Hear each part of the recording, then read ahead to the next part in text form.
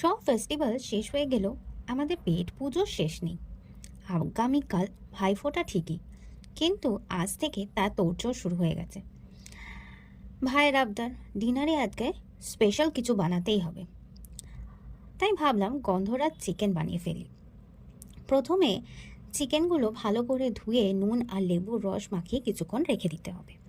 তারপর রসুন, আদা, কাঁচা লঙ্কা আর ধনেপাতা স্টেমগুলো দিয়ে একটা পেস্ট বানিয়ে রাখতে হবে।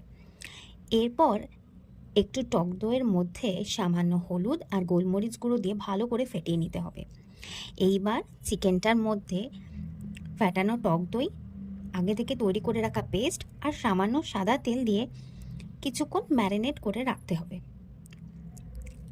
এইবার একটা ভাজা মশলা তৈরি করে নিতে হবে।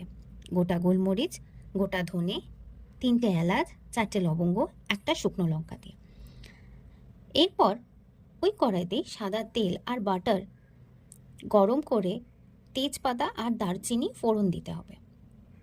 ফোড়ন থেকে সুন্দর গন্ধ বেরোলে একটা মাঝারি সাইজের একটা পেঁয়াজের পেস্ট করে ওই তেলের মধ্যে দিয়ে বেশ ভালো করে ভাজতে হবে। তারপর ম্যারিনেট করা চিকেনটা অ্যাড করে লো ফ্লেমে ঢাকা দিয়ে কষাতে হবে।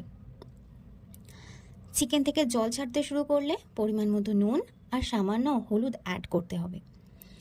ভালো ফ্লেভারের জন্য কাঁচা লঙ্কা আর লেবু পাতা অ্যাড করে ঢাকা দিয়ে চিকেনটা কুক হতে দিতে হবে।